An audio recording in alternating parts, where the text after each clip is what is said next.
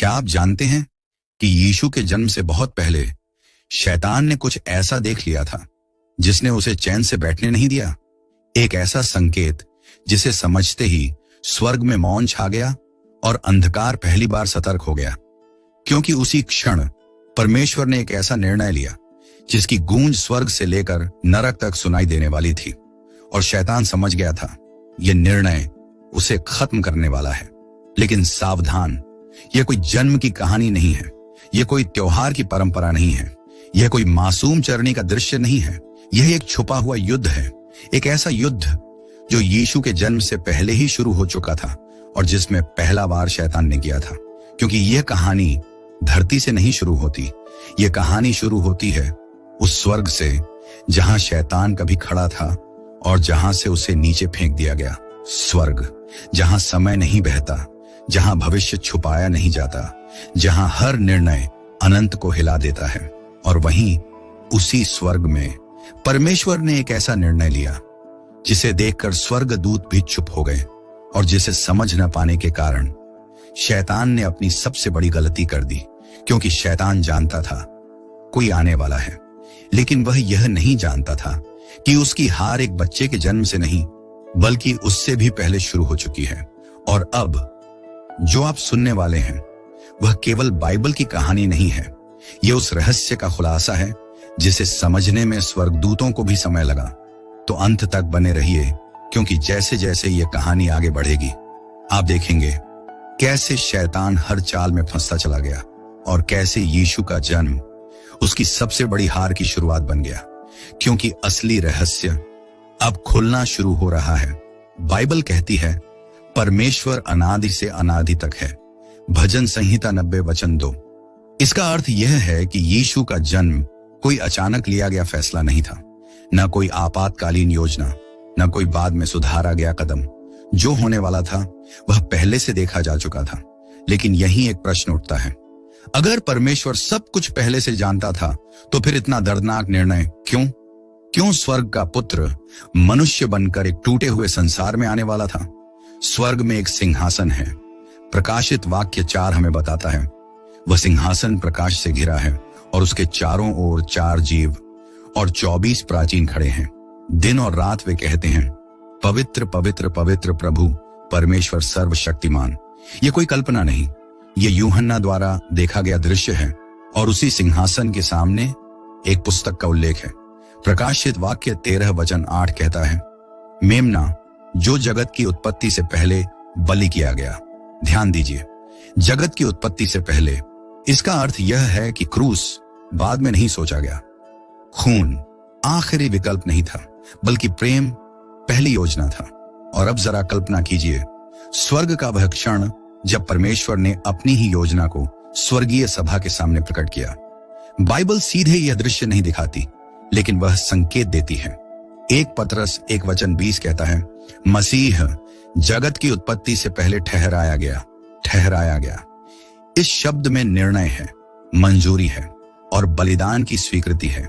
स्वर्ग में कोई विरोध नहीं लिखा है, कोई बहस नहीं, कोई प्रश्न नहीं। लेकिन इसका अर्थ यह नहीं कि सब कुछ हल्का था। कल्पना कीजिए परमेश्वर पिता जो प्रेम है, 1 यूहन्ना 4 वचन 8, और वही प्रेम अपने ही पुत्र को देख रहा है। यूहन्ना 1 वचन 1 कहता है आदि में वचन था, वचन परमेश्वर के साथ था और वचन ही परमेश्वर था।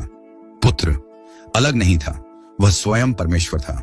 और फिर भी उसी वचन के विषय में लिखा है वचन देह बना और हमारे बीच में वास किया। यूहन्ना 1 वचन 14। क्या आप उस क्षण का भार महसूस कर सकते हैं? अनंत को सीमित होना था, महिमा को दीनता ओढ़नी थी और पवित्र को पाप से भरी धरती पर उतरना था। यह निर्णय स्वर्ग में हलचल नहीं बल्कि मौन लेकर आया, क्योंकि प्रेम कभी शोर नहीं करता। लेकिन यहां एक और गहरा सत्य छिपा है।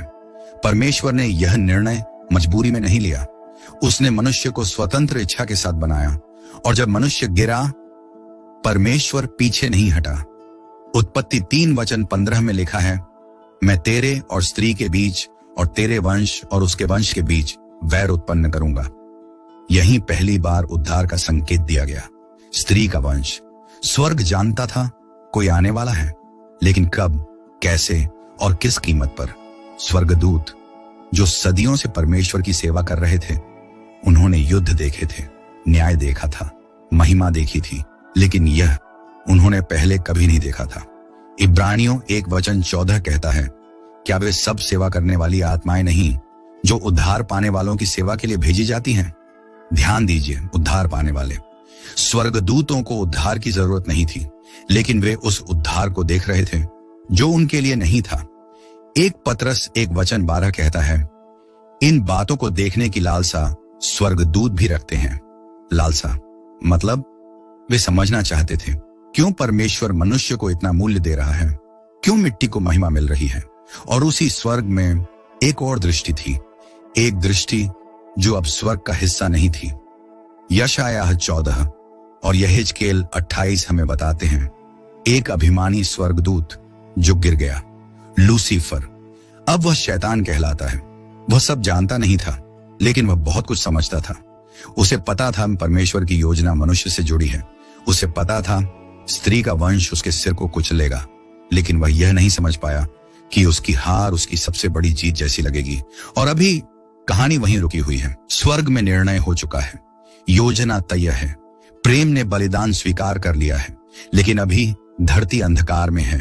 अभी समय पूरा नहीं हुआ और अभी शैतान चुपचाप देख रहा है, क्योंकि असली संघर्ष अभी शुरू भी नहीं हुआ। और स्वर्ग का वह रहस्य जिसने अनंत को हिला दिया था, अभी पूरी तरह खुला नहीं है, क्योंकि जो आगे होने वाला है वह न स्वर्गदूतों ने सोचा था, न अंधकार ने समझा था। और यहीं से इतिहास की धड़कन तेज होने लगती है। लेकिन असली रहस्य अब खुलना बाकी था, क्योंकि स्वर्ग में लिया गया वह निर्णय सिर्फ एक योजना नहीं था, वह एक परीक्षा था, स्वर्गदूतों की समझ के लिए और अंधकार की चालाकी के लिए। स्वर्ग अब भी उज्जवल था, सिंहासन अब भी अडिग था, पर वातावरण बदल चुका था। यहां कोई शोर नहीं था, लेकिन हर आत्मा कुछ महसूस कर रही थी, क्योंकि जब प्रेम बलिदान का रास्ता चुनता है तो स्वर्ग भी कुछ पल के लिए सांस रोक लेता है। स्वर्गदूत जो सदियों से परमेश्वर की आज्ञा पर तुरंत उड़ जाते थे, आज वे ठहरे हुए थे। कोई पंख फड़फड़ा नहीं रहा था, कोई तुर ही नहीं बज रही थी, सिर्फ एक गहरी शांति थी। और उसी शांति में एक प्रश्न बिना शब्दों के खड़ा था, क्यों? इब्रानियों 2:6-7 में लिखा है, मनुष्य क्या है कि तू उसका स्मरण करे, या मनुष्य का पुत्र क्या है कि तू उसकी सुधि ले? तूने उसे थोड़े समय के लिए स्वर्गदूतों से कम किया।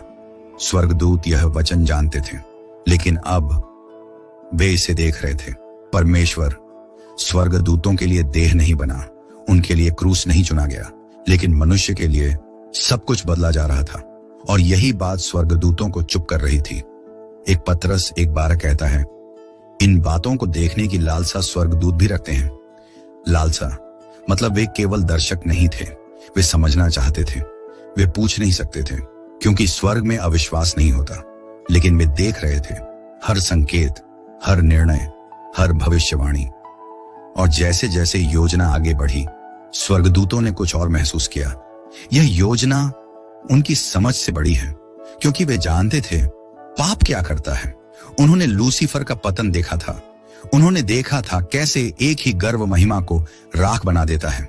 तो फिर मनुष्य जो मिट्टी से बना है, उसे इतना अवसर क्यों?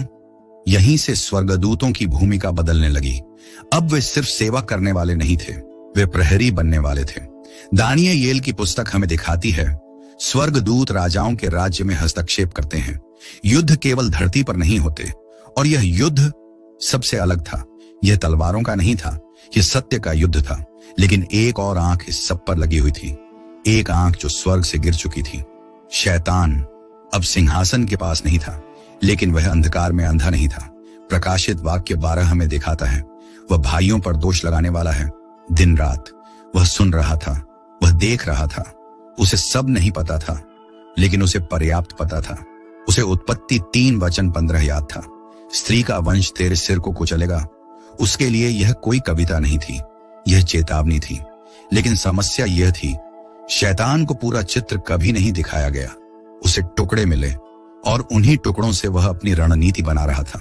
वह जानता था कोई आने वाला है, वह जानता था मनुष्य से जुड़ा है, लेकिन वह यह नहीं जानता था कि उसकी हार उसकी सबसे बड़ी चाल से होगी। और इसलिए उसने इंतजार करना चुना। धरती पर समय आगे बढ़ रहा था। राज्य उठते गिरते रहे, नबी आए चले गए, हर भविष्यवाणी 1 घंटे की तरह बजती रही। यशायाह कहता है, देखो एक कुंवारी गर्भवती होगी। मीका कहता है, बैतलहम तुझ में से एक निकलने वाला है। स्वर्गदूत इन शब्दों को जानते थे और शैतान भी, लेकिन फिर कुछ हुआ, कुछ ऐसा जो केवल परमेश्वर के समय में होता है। गलातियों 4:4। परंतु जब समय पूरा हुआ, यह वाक्य स्वर्ग में गूंज उठा। अब योजना सिर्फ विचार नहीं थी, अब वह गति में थी, और यही वह क्षण था जब स्वर्गदूतों की चुप्पी जिम्मेदारी में बदलने वाली थी। एक स्वर्गदूत एक शहर की ओर भेजा गया, नाम नाजरेत, और शैतान अब सतर्क हो गया क्योंकि कुछ बदल रहा था। वह नहीं जानता था कौन, कब, कैसे, लेकिन वह जानता था घड़ी चल चुकी है। और यहीं से स्वर्ग और धरती पहली बार इतने करीब आने वाले थे, क्योंकि जो आगे होने वाला है वह न केवल इतिहास बदलेगा बल्कि अंधकार की हर योजना उलट देगा। और स्वर्गदूत अब केवल देखने वाले नहीं रहेंगे, वे संदेश लाएंगे, वे रक्षा करेंगे, वे चेतावनी देंगे। लेकिन अभी एक युवती कुछ नहीं जानती। एक साधारण घर में एक साधारण दिन चल रहा है और शैतान अभी भी पूरी सच्चाई से अनजान है, क्योंकि परमेश्वर की सबसे बड़ी विजय हमेशा सबसे छोटी शुरुआत से आती है। और यहीं पर कहानी एक नए मोड़ पर पहुंचती है। स्वर्ग ने सांस रोक ली है, अंधकार ने चाल चलनी शुरू कर दी है, और धरती अब इतिहास लिखने वाली है। लेकिन जो होने वाला है वह किसी ने पूरी तरह समझा नहीं था, क्योंकि असली टकराव अब सामने आने वाला था। क्योंकि जब स्वर्ग ने सांस रोकी और धरती ने करवट ली, तभी अंधकार ने अपनी सबसे पुरानी चाल चलनी शुरू की। शैतान ने प्रतीक्षा की थी, लंबी प्रतीक्षा। उसने सदियों तक राज्य बनते और टूटते देखे, नबियों की आवाजें सुनी, भविष्यवाणियों के शब्द गिने। वह जानता था समय आ रहा है, लेकिन वह यह नहीं जानता था समय कैसे आएगा। प्रकाशित वाक्य 12:1 पर्दा हटाता है। वहां लिखा है, स्वर्ग में एक बड़ा चिन्ह दिखाई दिया, एक स्त्री और एक अजगर। यह कोई कहानी नहीं है, यह संघर्ष का चित्र है। स्त्री जिससे वंश आने वाला है, और अजगर जो निगलने को तैयार है। शैतान की समस्या यह थी, वह परिणाम जानता था पर प्रक्रिया नहीं। उसे पता था स्त्री का वंश आएगा, पर वह यह नहीं समझ पाया कि परमेश्वर छोटी बातों में बड़ी विजय छुपाता है। इसलिए उसने सीधे हमला नहीं किया, उसने इंतजार किया, क्योंकि वह जानता था अगर वह गलत समय पर वार करेगा तो योजना बिगड़ सकती है। और यही उसकी सबसे बड़ी भूल थी। धरती पर एक युवती थी, नाम मरियम। न कोई राजकुमारी, न कोई योद्धा, न कोई विशेष पहचान, बस एक साधारण लड़की। और यहीं पर स्वर्ग और अंधकार दोनों की दृष्टि एक साथ ठहर गई। परमेश्वर का दूत गब्रिएल उसके पास भेजा गया। लूका 1 हमें बताता है, हे अनुग्रह से भरी हुई, प्रभु तेरे साथ है। यह अभिवादन स्वर्ग से था, पर इसका अर्थ धरती से बड़ा था। शैतान सुन रहा था, वह शब्दों को पकड़ रहा था, हर संकेत को जोड़ रहा था, लेकिन फिर भी वह चूक गया, क्योंकि वह सोच रहा था शक्ति आएगी, सिंहासन हिलेगा, राजा जन्म लेगा। पर वह नहीं समझ पाया परमेश्वर की शक्ति दीनता में छुपी होती है। मरियम ने पूछा, यह कैसे होगा? यह प्रश्न अविश्वास का नहीं था, यह समझ की खोज थी। और जब उत्तर आया तो स्वर्गदूत भी पूरा नहीं समझ पाए होंगे। पवित्र आत्मा तुझ पर उतरेगा। यह वह क्षण था जब अनंत सीमित होने लगा, वचन देह बनने लगा, और शैतान अब बेचैन हो गया, क्योंकि उसे पता चल गया यह साधारण गर्भ नहीं है, यह वही वंश है। लेकिन अब भी उसके पास एक मौका था। अगर वह बच्चे को जन्म से पहले नष्ट कर दे तो भविष्यवाणी रुक सकती है। इसलिए उसने पुरानी चालें निकाली। पहली चाल, लज्जा। अगर समाज मरियम को अस्वीकार कर दे तो शायद योजना टूट जाए, लेकिन परमेश्वर पहले से आगे था। यूसुफ जो सोच में पड़ा था, स्वप्न में चेतावनी पाता है, मत डर। स्वर्गदूत अब सक्रिय हो चुके थे। वे सिर्फ देख नहीं रहे थे, वे रक्षा कर रहे थे। शैतान ने देखा हर रास्ता बंद हो रहा है, इसलिए उसने दूसरी चाल चली। राजनीतिक शक्ति, रोमी शासन, जनगणना, पूरी धरती हिलती है। लेकिन वही जनगणना यशायाह की नहीं, मीका की भविष्यवाणी पूरी करती है। बैतलहम, शैतान समझता रहा वह व्यवस्था चला रहा है, पर असल में वह भविष्यवाणी पूरी कर रहा था। और फिर वह रात आई, न कोई महल, न कोई सिंहासन, न कोई सैनिक, बस एक चरनी। स्वर्गदूत जो पहले चुप थे अब गाने लगे, महिमा परमेश्वर को। और यह गीत अंधकार के लिए चेतावनी था।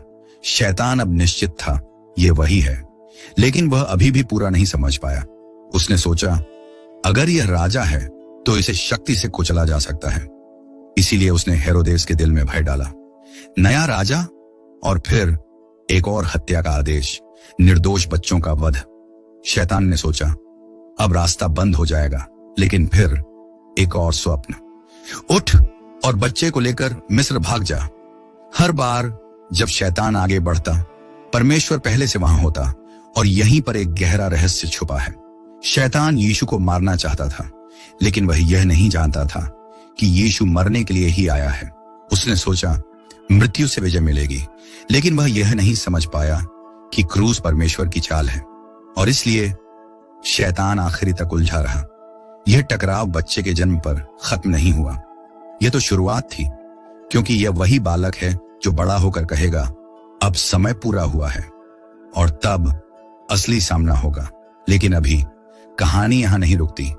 स्वर्गदूत अब भी पहरा दे रहे हैं, अंधकार अब भी योजना बना रहा है, और वह बालक शांति से सो रहा है, क्योंकि परमेश्वर की सबसे बड़ी जीत हमेशा सबसे शांत क्षणों में छुपी होती है।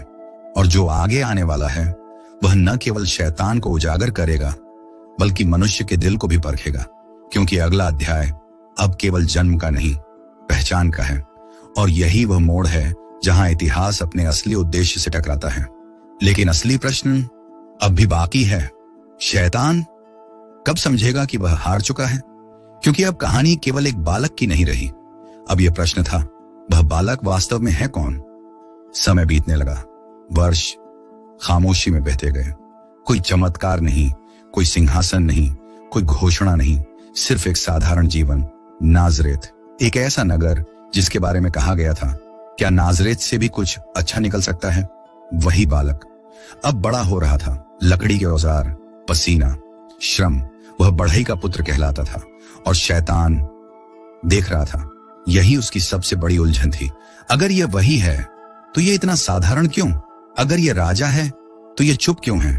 शैतान ने सोचा था, शक्ति दिखेगी, स्वर्ग हिलेगा, धरती कांपेगी, लेकिन यहां कुछ भी नहीं हो रहा था। लूका 2:52 कहता है, यीशु बुद्धि और डील डॉल में और परमेश्वर और मनुष्यों की कृपा में बढ़ता गया।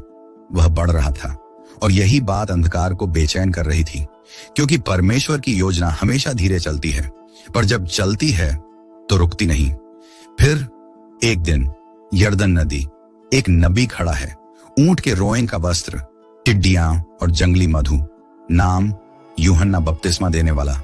वह चिल्ला रहा है, मन फिराओ, क्योंकि स्वर्ग का राज्य निकट आ गया है। यह शब्द शैतान ने पहले भी सुना था, लेकिन अब उनमें एक कंपन था।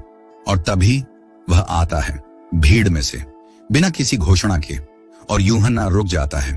उसकी आत्मा कांप उठती है। देखो, परमेश्वर का मेमना। ये शब्द स्वर्ग से आए थे, और अंधकार उन्हें पहचान गया। यीशु बपतिस्मा लेता है, आकाश खुलता है, एक आवाज, यह मेरा प्रिय पुत्र है। यह वह क्षण था जब शैतान को पहली बार स्पष्टता मिली। अब संदेह नहीं था, अब यह वही है। और तभी पवित्र आत्मा यीशु को जंगल में ले जाता है। यह कोई दुर्घटना नहीं थी, यह आमंत्रण था। जंगल, 40 दिन, भूख, एकांत, और वहीं शैतान आता है। यह कोई युद्ध नहीं था, यह बातचीत थी। अगर तू परमेश्वर का पुत्र है, यही उसकी चाल थी। पहचान पर हमला, पहली परीक्षा, भूख, पत्थरों को रोटी बना। लेकिन जवाब आया, मनुष्य केवल रोटी से नहीं। शैतान रुका, उसने यह नहीं सोचा था। दूसरी परीक्षा, महिमा, यह सब राज्य मैं तुझे दे दूंगा। यह झूठ था, क्योंकि जो क्रूस से मिलता है वह शॉर्टकट से नहीं मिलता। अपने परमेश्वर को दंडवत कर। तीसरी परीक्षा, परख, अपने आप को नीचे गिरा। हर बार उत्तर वचन से आया, और यहीं पर एक रहस्य खुला। शैतान समझ गया वह इसे पाप में नहीं गिरा सकता, और वह डर गया, क्योंकि यही एक तरीका था योजना को रोकने का। लेकिन अब वह तरीका भी बंद हो गया। शैतान पीछे हट गया, कुछ समय के लिए, लेकिन कहानी यहीं खत्म नहीं होती। अब यीशु बोलने लगा, चमत्कार, बीमार चंगे, अंधे देखते हैं, और हर चमत्कार अंधकार के लिए एक और चेतावनी था। लेकिन शैतान ने नई रणनीति बनाई। अगर मैं इसे नष्ट नहीं कर सकता तो मैं लोगों को इसके खिलाफ खड़ा कर दूंगा। धार्मिक अगुवे, शास्त्री, फरीसी वचन जानते थे लेकिन वचन को नहीं पहचाना, और यही सबसे खतरनाक बात थी। यीशु ने कहा, तुम शास्त्रों को खोजते हो लेकिन वे नहीं समझे।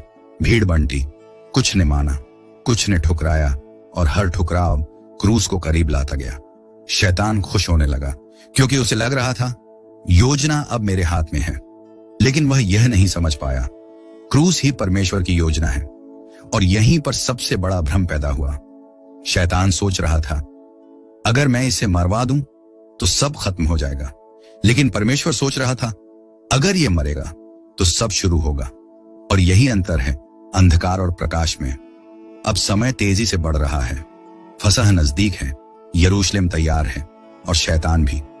लेकिन अभी एक अंतिम रहस्य खुलना बाकी है, क्योंकि शैतान अब भी यह नहीं जानता कि जिस मृत्यु को वह अपनी जीत समझ रहा है वही उसकी अंतिम हार होगी। और यहीं पर कहानी अपने सबसे गहरे मोड़ पर पहुंचती है, क्योंकि अगला दृश्य अब जंगल का नहीं, नगर का है। एक शहर जो अपने उद्धारकर्ता को मारने की तैयारी कर रहा है, और शैतान पूरे विश्वास के साथ आगे बढ़ रहा है।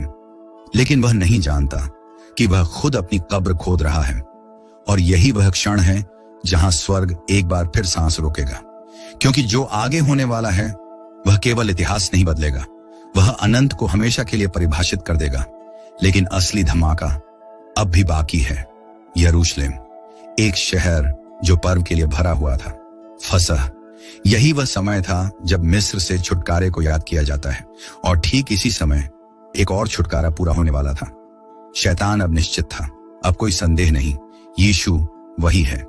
पर उसके मन में एक ही विचार था, अगर यह मर गया तो सब खत्म।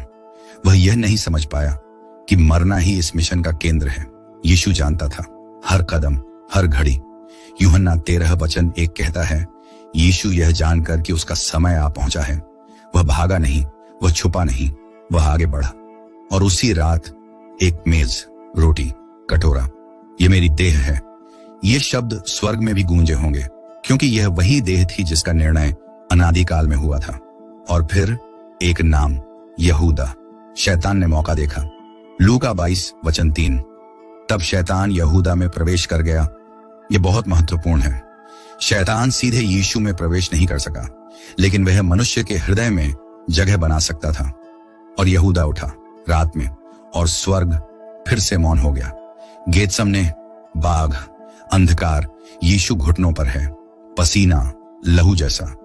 यदि हो सके तो यह कटोरा मुझसे टल जाए। यह डर नहीं था, यह भार था, पाप का भार। और स्वर्गदूत आया। लूका 22:43। तब स्वर्ग से एक दूत उसे दिखाई दिया और उसे सामर्थ्य दी। याद कीजिए, वही स्वर्गदूत जो पहले चुप थे, अब सेवा कर रहे थे। और शैतान, वो सोच रहा था अब वह टूट जाएगा। लेकिन यीशु उठा, और फिर पकड़, हथियार, चुंबन। शैतान खुश था। अब उसे लगा, अब जीत मेरी है। परमेश्वर की योजना अब अंतिम चरण में थी। मुकदमे, झूठे गवाह, चुप्पी। यीशु ने खुद को नहीं बचाया, क्योंकि वह आपको बचा रहा था। कोड़े, कांटे का मुकुट, हंसी, और हर प्रहार के साथ शैतान को लग रहा था मैं जीत रहा हूं। लेकिन स्वर्ग जानता था यही रास्ता है। गोलगोथा, एक पहाड़ी, 3 क्रूस, और बीच में वह। जब कीलें लगी तो कोई चमत्कार नहीं हुआ, कोई आग नहीं गिरी, क्योंकि यह शक्ति का नहीं, आज्ञाकारिता का क्षण था। हे पिता, इन्हें क्षमा कर। ये शब्द शैतान के लिए सबसे खतरनाक थे, क्योंकि क्षमा उसके पास नहीं होती। फिर एक पुकार, हे मेरे परमेश्वर, और फिर पूरा हुआ। यूहन्ना 19:30। यहीं पर सब कुछ बदला। शैतान ने सोचा अब सब खत्म, लेकिन उसी क्षण नरक कांप उठा। कुलुस्सियों 2:15 कहता है, उसने प्रधानताओं और अधिकारों को निर्लज्ज करके क्रूस पर उन पर जय पाई। क्रूस जो शैतान की जीत लग रहा था, वही उसका पराजय पत्र बन गया। यीशु मरा, सच में, और यही वह क्षण था जब शैतान ने सबसे बड़ी भूल की, क्योंकि मृत्यु उसे रोक नहीं सकती थी। तीसरा दिन, कब्र, पत्थर और फिर एक भूकंप। स्वर्गदूत, वह यहां नहीं है। यह वाक्य पूरे ब्रह्मांड में गूंज गया। शैतान हार चुका था, न इसलिए कि यीशु जीवित है, बल्कि इसलिए कि मृत्यु पर उसका अधिकार टूट गया। 1 कुरिन्थियों 15:55। हे मृत्यु, तेरी जय कहां रही? और अब कहानी वापस वहीं पहुंचती है जहां शुरू हुई थी। स्वर्ग, सिंहासन, मेमना खड़ा है। प्रकाशित वाक्य 5। जो वध किया गया था, यही वह क्षण था जब स्वर्गदूत पूरी तरह समझ पाए, क्यों मनुष्य, क्यों क्रूस, क्यों प्रेम। और अब कहानी आप तक पहुंचती है, क्योंकि यह कहानी देखने के लिए नहीं लिखी गई, यह बुलाने के लिए लिखी गई। यीशु ने कहा, मैं मार्ग हूं। अब प्रश्न यह नहीं है शैतान ने क्या किया या स्वर्ग में क्या हुआ। अब प्रश्न यह है, आप क्या करेंगे? क्योंकि यह कहानी आपके बिना अधूरी है और स्वर्ग आज भी देख रहा है, क्योंकि अंतिम निर्णय अब आपके हाथ में है। और यही वह क्षण है जहां इतिहास आपसे टकराता है।